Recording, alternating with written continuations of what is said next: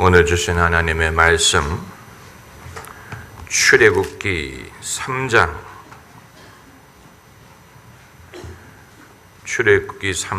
13절에서 15절까지 말씀입니다. 출애굽기 3장 13절에서 15절까지 함께 읽겠습니다.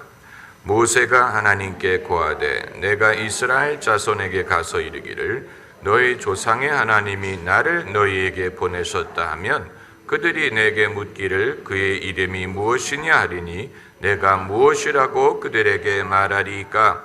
하나님이 모세에게 이르시되 나는 스스로 있는 자니라.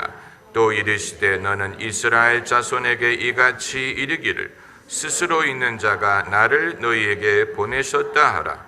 하나님이 또 모세에게 이르시되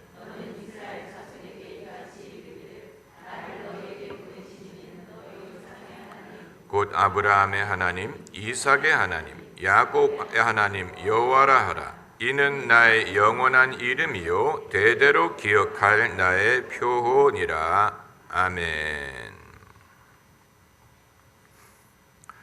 우리는 성자 예수님에 대해서 잘 알고 있고 성령에 대해서도 배울 마음이 있지만 정작 성부 하나님에 대해서는 이미 알고 있으리라고 전제하는 듯합니다. 이스라엘 민족이라고 하나님에 대하여 우리보다 더 잘 알고 있었으리라고 생각되지 않습니다. 이스라엘 사람이라고 우리보다 더 하나님에 대하여 잘 알고 있었으리라고 생각되지 않습니다. 만일 잘 알고 있었다면 모세가 못하러 하나님의 이름이 무엇이냐고 물어봤겠습니까? 이건 모세 자신이 궁금해서 물어본 게 아니고 이스라엘 자손이 이름이 무엇이냐고 내게 물을 것이다. 그럼 내가 뭐라고 대답하리까? 그 말은 히브리 민족이 하나님에 대하여 얼마나 알고 있었을지 우리가 짐작할 수 없다는 얘기입니다. 그들이 400년 동안이나 애굽에 종살이를 했는데 그 기간 중에 과연 그들이 아브라함의 하나님에 대한 믿음을 갖고 있었는지, 그것이 그들에게 의미 있는 예배와 신앙으로 이어졌는지, 그들이 아브라함이 여호와 하나님을 믿었던 것처럼 후손들이 애굽에서 그 믿음을 지속할 수 있었는지 우리는 알 수 없습니다. 왜 하나님이 그 400년의 긴 기간 동안에 침묵하셨느냐? 왜 이제 와서야 모세에게 당신을 나타내셨느냐? 그건 하나님만이 아시지만 하나님은 사람이 평범하게 살 때는 별로 당신의 모습을 드러내시지 않는데 당신이 어떤 일을 주도하시고 이루려고 하실 때 그때 사람들에게 당신을 드러내는 면이 있습니다. 그렇기 때문에 하나님이 평소보다 내게 더 가까이 다가오신다는 말은 뭔가 하나님이 뜻하시고 계획하신다는 것이 있다는 얘기가 됩니다. 내가 평범하게 살 때, 내가 평소에 먹고 사는 일, 가정의 염려, 내 생활에 파묻혀서 살 때는 특별히 하나님에 대한 믿음이 필요가 없지만 하나님이 뭔가 나를 통하여 선하고 거룩한 일을 이루고자 하실 때 그때 하나님이 필요한 은혜를 주시고 또 내게 기도하게 하시고 경성하게 하시고 그리고 필요한 경건과 믿음을 갖추게 하실 것입니다. 그러니까 성경에서 하나님이 당신을 누구에게 드러내실 때는 뭔가 하나님이 하고자 하시는 일들의 전조였습니다. 모세에게 나타나신 것은 모세 자신의 혜택을 위한 것이 아니요 출애굽을 이루기 위한 것이었고 또 사무엘에게 당신을 드러내신 것은 사무엘 자신의 만족을 위한 것이 아니었고 이스라엘의 영적인 부흥과 이후에 왕을 세우기 위한 것이었고, 또 다윗에게 당신의 능력을 드러내신 것은 다윗 자신을 이스라엘의 영웅 만들기 위한 것이 아니고 다윗의 혈통을 쫓아 이스라엘의 왕조가 세워지고 이후에 메시아가 태어날 수 있게 하기 위한 것이고, 세례 요한, 하나님이 세례 요한에게 모태로부터 성령을 채우사 그에게 이스라엘의 선지자가 되게 하신 것은 세례 요한의 영광을 위한 것이 아니고 장차 오실 메시아의 길을 예비하게 하기 위한 것이고, 오순절날 120명의 성도들에게 성령을 부어주신 것은 그들이 뜨거운 하나님을 경험하게 하기 위한 것이 아니고 예수님 예언대로 그들이 권능을 받고 땅끝까지 예수님을 증거하게 하기 위한 것입니다. 성경에서 하나님이 특별히 당신을 드러내신 일은 그 자체의 의미도 있지만 그것이 하나님이 그 사람들을 통하여 하고자 하시는 일의 전조가 된 것이고, 그 일을 할 수 있도록 사람들에게 필요한 은혜를 내려주신 것입니다. 그러므로 하나님이 내 마음을 이상히 감동해서 기도하게 하신다는 말은 뭔가 계획하는 것이 있다는 얘기고, 또 성도들이 뜨거운 은혜를 사모하고 그 신앙이 뜨거워진다는 것은 그들을 통해서 하나님이 계획하시는 것이 있으리라는 것을 보여주는 것입니다. 기독교인은 어느 누구도 자기 혼자만을 위해서 믿는 사람이 없고, 하나님이 우리에게 은혜를 주실 때 나 혼자만을 위하여 은혜 주시는 하나님이 아니에요. 하나님은 사랑이시기 때문에 우리에게 은혜를 주실 때는 사랑을 실천하게 하기 위하여 은혜를 주시는 것이지, 만약에 은혜를 받은 결과로 사람이 더 은둔형이 된다든가 개인주의적이 된다든가 이기적이 된다면 그것은 은혜를 헛되이 받는 것이고 하나님의 영광을 드러내지 못할 것입니다. 그러니까 성경에 나타나는 믿음의 인물들을 보고 그 사람은 참 좋겠다, 그 사람은 참 의롭다, 경건하다, 나도 그 사람 같았으면 얼마나 좋을까라고 생각할 게 아니고, 하나님이 그 사람을 통해서 내게도 은혜를 주시려고 하셨구나, 모세를 통해서 이스라엘을 건지신 것처럼, 사무엘을 통해서 이스라엘을 부흥시키신 것처럼, 엘리야를 통해서 이스라엘이 회개하게 하신 것처럼, 초대교회 성도들을 통해서 복음이 온 땅에 전해지게 하신 것처럼 하나님이 누구에게 은혜를 주시는 것은 그 사람만을 위한 게 아니고 그 혜택이 내게도 올 줄을 믿어야 됩니다. 왜냐하면 같은 하나님이 역사하시는 것이고 그의 하나님이 나의 하나님이에요. 그에게 주시는 은혜는 내게도 은혜가 되는 것이지, 그게 아니고 세상 것처럼 저 사람이 파이를 먹으면 내게 돌아올 파이가 없다고 생각하면 안 됩니다. 하나님의 은혜는 그런 식으로 역사하지 않습니다. 세상은 파이가 정해져 있기 때문에 저 사람이 파이 한 조각을 먹으면 내가 먹을 파이 한 조각이 줄어든다고 생각을 하지만, 영적인 세계에서는 저 사람이 은사를 받음으로 내게 덕이 될 수 있고, 저 교회가 부흥을 하면 우리 교회도 혜택을 입을 수 있습니다. 왜냐하면 성도들의 신앙은 이 배타적인 것이 아니기 때문입니다. 물론 철이 덜 든 성도들이 많이 있지요. 세상에는 철이 덜 든 성도들이 많아서 하나님이 그들에게 주시는 은혜가 그 교회의 벽을 담을 넘지 못할 경우가 있습니다. 우리 교회와 우리 교회의 영광, 우리 교회의 위대함과 우리 교회의 경건함식으로 하나님이 그들에게 주시는 은혜가 그 담을 넘지 못할 때가 있지만 그건 그 사람들의 철이 없음 때문이고 원래 하나님이 그렇게 의도하신 것은 아닙니다. 초대 예루살렘 교회가 얼마나 뜨거웠습니까? 사도행전을 보면 사도들의 손을 통하여 이적과 기사가 일어났다고 했어요. 오죽하면 베드로가 지나갈 때 그림자만 덮어도 사람들이 병에서 나을 정도라고 했으니까 대단한 일이에요.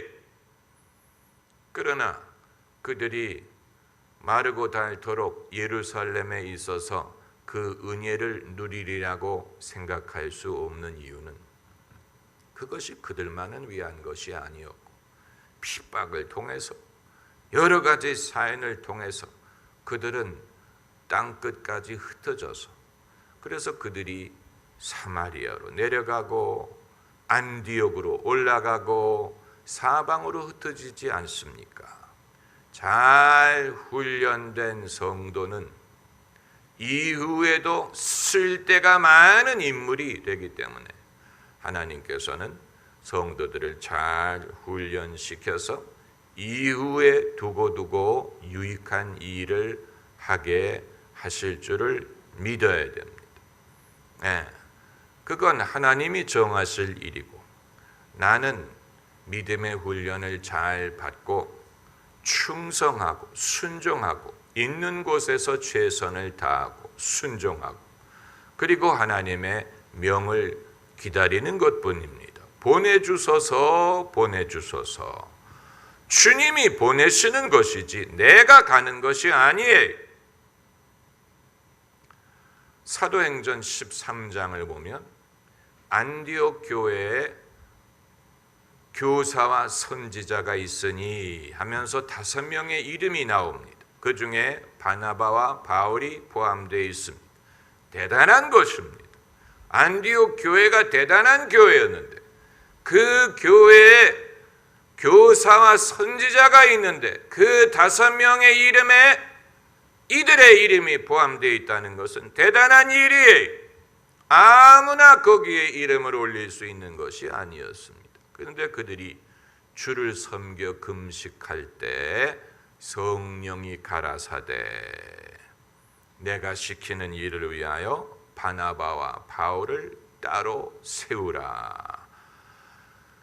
주를 섬겨 금식할 때 성령이 가라사대라고 했어요. 5명이 성령이 하시는 말씀을 다 들었어요.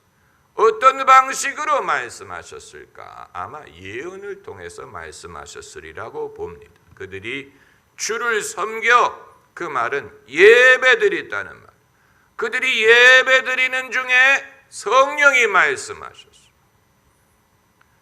이것이 주님이 당신의 일꾼을 보내시는 방법이에요. 보내주소서라고 말을 하지만 주님이 보내실 때는 이와 같은 방법으로 역사하십니다. 그래서 그들이 바나바와 바울을 따로 세워 안수하고 보내니라.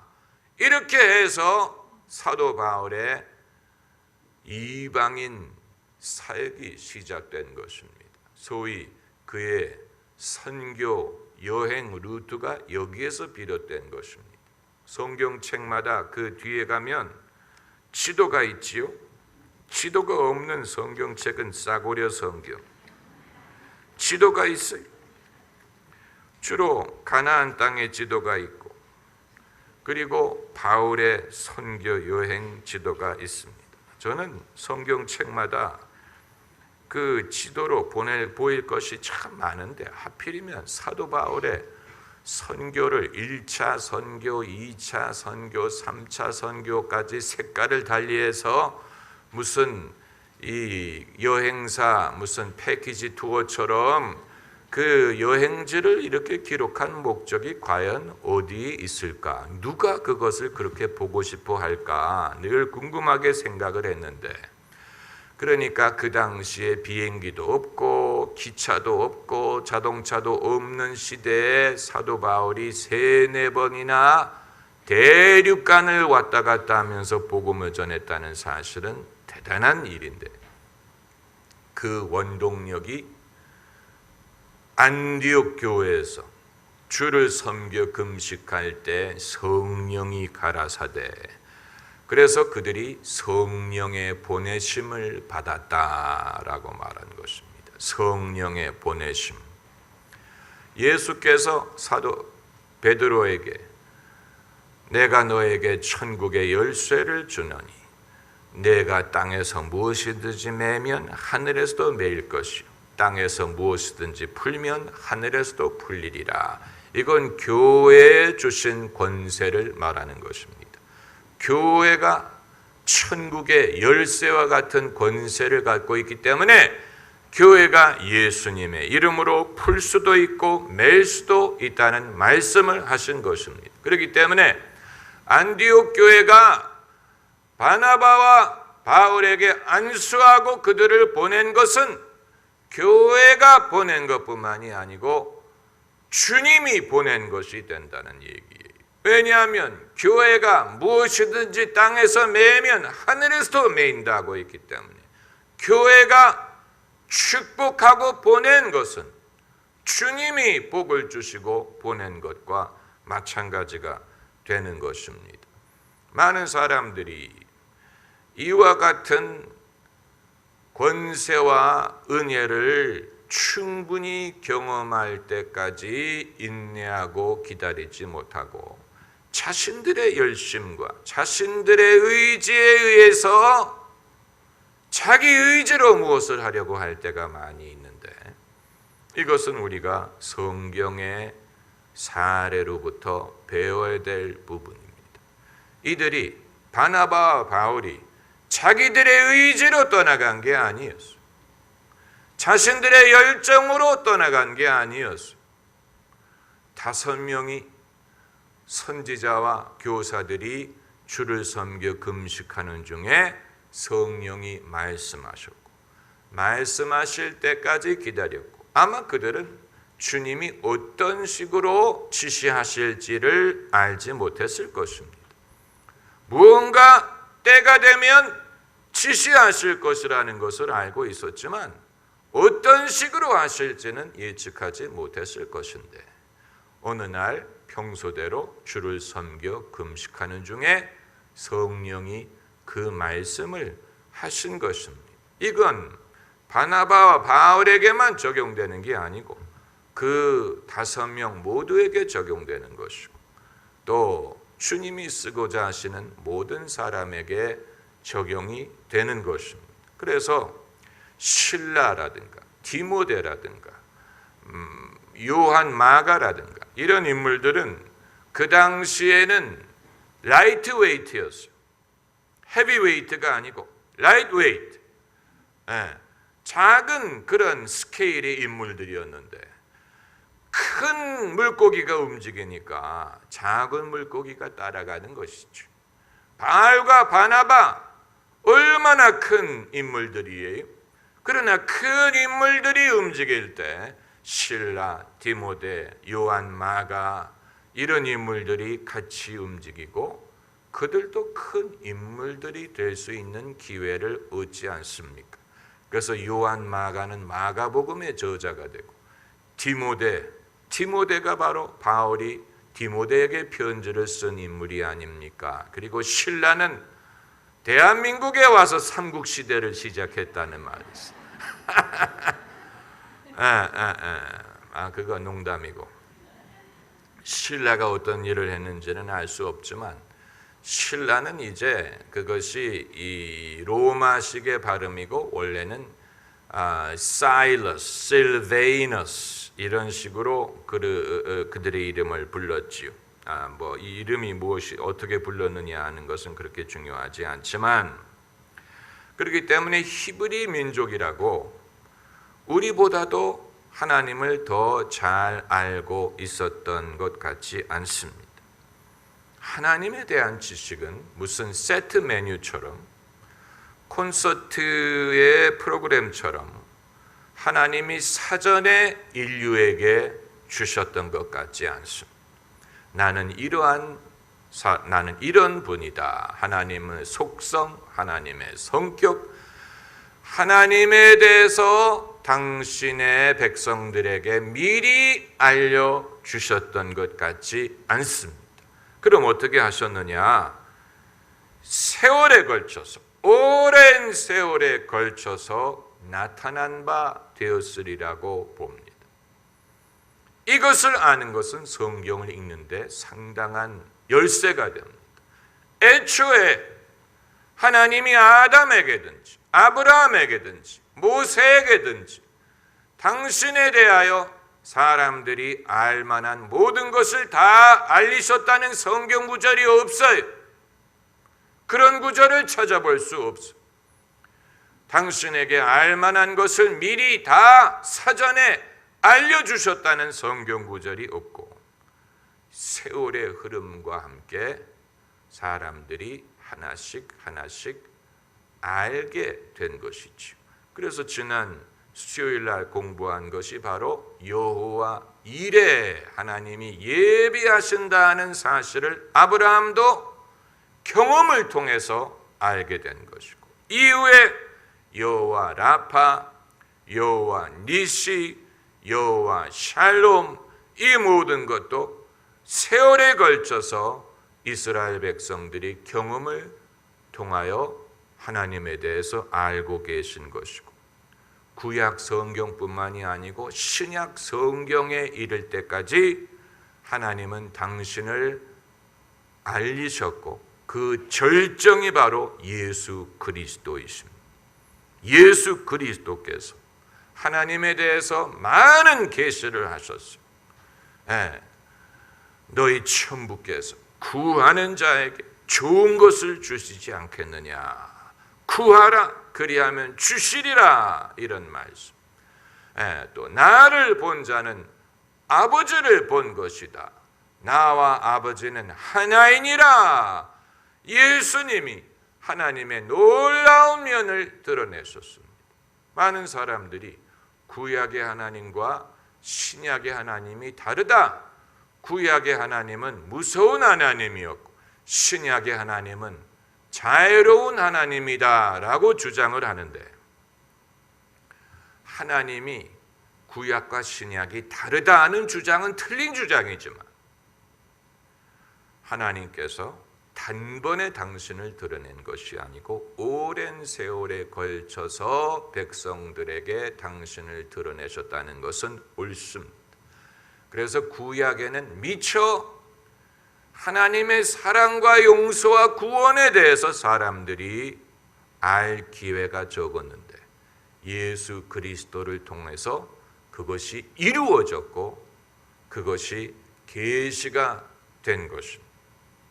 그렇기 때문에 예수께서 어찌하여 하나님을 보이라고 하느냐, 내가 나와 그렇게 오래 있었는데 나를 본 자는 아버지를 보았다고 말씀을 하신 것이고, 그럼 예수 그리스도로 하나님에 대한 계시가 끝났다는 말이냐? 그건 아니고 성령을 통하여 지속되고 있으리라고 봅니다.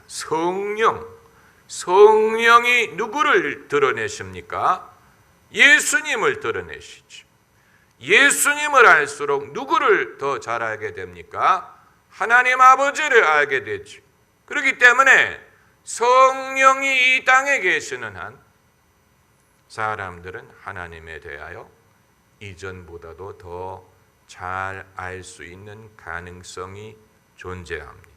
그리고 성령의 감동으로 성경 말씀을 해석하게 될 때 이전에 깨닫지 못했던 하나님의 성품과 속성에 대하여 우리가 알 수 있는 가능성이 여전히 있습니다. 그 한 예로 인류는 오랫동안 하나님을 남성적으로 생각을 했지.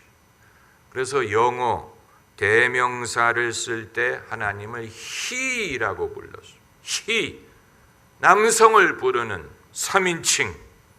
그런데 하나님에게 성별을 부여한다는 것은 어불성설입니다. 그렇지 않습니까? 하나님이 사람을 만드실 때 남자와 여자로 만드셨지. 하나님에게 성별을 부여할 수 없습니다. 그러나 하나님을 he라고 부르는 것은 옳지 않다는 것을 언제 와서야 깨닫게 되었느냐? 이 시대에 와서야 사람들이 그걸 생각하게 된 거예요. 하나님을 어떤 남성적인 가부장적인 분으로 생각했던 것이 인류의 오해였구나. 그걸 이 시대에 와서야 생각하게 된 것을 보면 하나님에 대한 이해가 한 번에 미리 다 사람들에게 주신 것이 아니고 인류의 경험과 인류의 발전과 의식의 발전에 발맞추어서 사람들이 하나님을 더 잘 이해할 수 있는 기회를 주신다는 것을 알 수 있습니다. 그런 의미에서 우리가 오늘날 믿는 자가 된 것은 큰 축복이.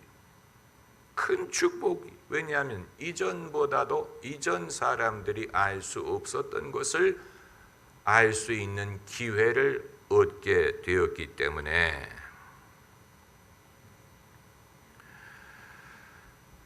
그래서 신약 성경에 와서야 예수님이 뭐라고 말씀하셨냐면 하나님은 영이시니 예배하는 자가 신령과 진정으로 예배할지니라. 신약 성경에 와서요. 예수님이 아주 중요한 단서를 제공하셨어요. 하나님이 영이시니라는 말은 인간이 만든 육신적인 장소나 시설에 구애받지 않으신다는 얘기. 우상에 대한 사상을 벗어날 수 있는 단서가 바로 거기에 있습니다. 만약에 하나님을 영으로 전제하지 못하면 하나님을 물질적인 것으로 생각하려고 했을 것입니다. 모세 지팡이로 능력을 행했기 때문에 그 지팡이를 우상화할 수 있어. 또 광야의 만나가 하나님이 신비한 방법으로 그들을 먹이셨기 때문에 그 만나에 어떤 생명력이 있으리라고 생각을 했다. 아니면 다윗의 물맷돌, 그 물맷돌로 골리앗을 죽였기 때문에 물맷돌에 하나님의 능력이 있으리라고 생각을 한다든가. 그 이외에도 수도 없지 많죠. 언약궤라든가 아니면 무슨 예루살렘의 성전이라든가 예루살렘의 지성소라든가 그 자체를 신성화하고 그것이 우상화되는 위험이 있었을 텐데 예수께서 하나님은 영이시니 그를 예배하는 자마다 신령과 진정으로 예배할지니라. 이건 하나님을 물질화 볼 수 없고 어떤 장소, 어떤 물건, 심지어 어떤 경험에 국한되신 하나님이 아니라는 얘기예요. 어떤 사건에 국한되는 분이 아니 한 번 홍해를 갈랐다고 해서 홍해가 성지가 될 필요가 있는 게 아니에요. 또 예루살렘에 한때에 성전이 있었다고 예루살렘이 다른 곳보다 더 거룩한 효험이 있는 곳이 아니라는 얘기. 레위인들을 통해서 제사장들을 만들었다고 레위인들이 더 무슨 제사장의 피가 있는 게 아니. 하나님은 어떤 사건에 국한되지 않아요. 하나님은 과거에 역사하신 방법을 반드시 되풀이하는 분이 아니 이전에는 유대인들을 통해서 선민을 삼으셨지만 이제는 이방인을 통해서 그것을 이루시고, 의인의 자손뿐만이 아니고 때로는 한 번도 하나님의 백성에 포함되지 않았던 에티오피아 사람이 돌연 자기 나라의 복음을 전하는 사람이 되게 하신다든가, 또 빌립보의 루디아 같은 여인이, 이방인 여인이 최초로 빌립보의 교회를 세우게 하신다든가, 전혀 하나님의 일과 상관이 없었던 사람이 주님의 말씀을 접하고 믿는 자가 된 순간부터 하나님이 그를 거룩한 목적으로 쓰실 수 있게 되었다는 것입니다. 하나님을 우리가 제한하려고 하면 안 됩니다. 그건 인간적인 생각. 인간은 자꾸만 무엇을 제한하려고 하지. 우리끼리, 우리의 믿음, 우리의 전통. 저는 언제부턴가 대한민국의 기독교인들이 자기를 소개할 때 몇 대째 믿었다는 말을 자랑스럽게 말하는 것을 볼 수 있는데, 4대째. 그래서 어쨌다는 얘기입니까? 그래서 어땠다는 얘기예요? 외국 사람들처럼 이름 뒤에다가 숫자를 붙이려고 합니까? 우리에게 없지만 서양 사람들에게 있는 좀 부러운 풍습 중에 하나가 아버지의 이름과 똑같은 이름을 따되 그 다음에 주니어라는 이름을 붙이는 것입니다. 그래서 존 F 케네디의 아들이 존 F 케네디 주니어, JR. 이름을 똑같이 하고 주니어. 그럼 3세대는 어떻게 하느냐? 만약에 존 F 케네디가 주니어가 아들을 낳아서 똑같은 이름을 붙였다면 존 F 케네디 the third 뒤에다가 로마 숫자로 3을 썼을 것입니다. 그런 식으로 내려갈 수 있어요. 대한민국은 그게 불가능하죠. 어느 누구도 김영준 주니어라는 말을 쓰지 않죠. 그런데 신앙에 있어서는 그런 느낌을 가지려고 하는 것 같아요. 3대째, 4대째. 이제 조금 있으면 5대가 나올 텐데. 물론 그것이 자랑스러운 면도 있지만 한 가지 분명한 것은 그 숫자가 하나님의 역사를 보장해 주지 못한다는 것이죠. 4대, 5대, 6대, 7대 간다고 해서 하나님의 은혜가 7배로 늘어간다는 보장은 없어요. 하나님은 사람의 전통이든 과거의 사건이든 장소든 심지어 사람에게도 국한되지 않으신 하나님은 당신의 일을 하십니다. 사람이 누구냐 하는 것은 별로 따지지 않습니다. 지금 누구냐 하는 것을 따지지만 누구였느냐 하는 것은 그렇기 때문에 하나님이 모세에게 이름이 무엇이냐 하리니 내가 무엇이라고 그들에게 말하리까. 14절에 하나님이 모세에게 이르시되 나는 스스로 있는 자니라. 또 이르시되 너는 이스라엘 자손에게 이같이 이르기를 스스로 있는 자가 나를 너희에게 보내셨다 하라. 왜 사람들이 하나님에 대하여 알 필요를 느끼지 못할까? 계시는 줄을 아는 것만으로 족하다고 생각하기 때문이라고 봅니다. 하나님이 계시는 것만 알면 나는 된다. 하나님이 어떤 분인가 하는 것은 차차 알게 된다. 차차 알면 된다. 나는 스스로 있는 자니라 라는 대답은 그러므로 많은 사람들에게 충분한 대답이 되는 것입니다. 할렐루야. 기도하십시다.